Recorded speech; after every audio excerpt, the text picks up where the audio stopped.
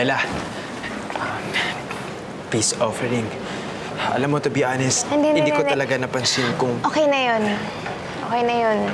Okay na. Tanggapin mo naman to. Oh, sige. Move on na tayo doon. No need na nga magbigay ka pa sa akin ng ganito. Kaya focus na lang tayo dun sa project natin. Kape yan. Okay ako dyan. Okay.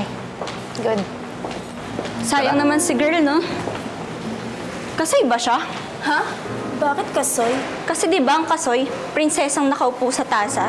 Eh siya, prinsesang nakaupo sa wheelchair niya. Miss, excuse me. Ella, wait lang miss, alam niyo ba may pick-up line din ako sa inyong dalawa? Tempura ba kayo? What? Bakit tempura? Alam niyo yung hipon? Familiar kayo sa hipon, di ba? Tapon ulo, pagkatapos natitira lang yung katawan. Huwag batasan. Bye, shrimps! Ay! Grabe siya!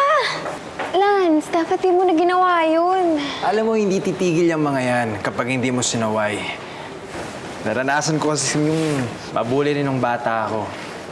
Talaga? Alam mo ba, takot akong lumabas ng bahay namin kasi tinutukso ako ng mga kalaro ko dahil sa hiwalay yung mga magulang ko.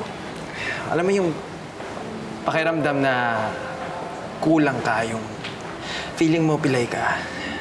Sorry, Ella, sa ginamit ko na word, Pero alam mo, sa totoo lang parehas tayo eh. Kung ikaw, disabled physically, ako, disabled emotionally. Parang ang tigas na nito. Nakasara na.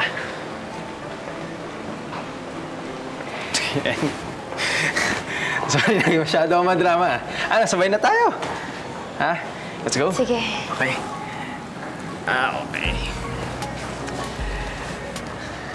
Yung mga shrimps na yun. Dahil sa nalaman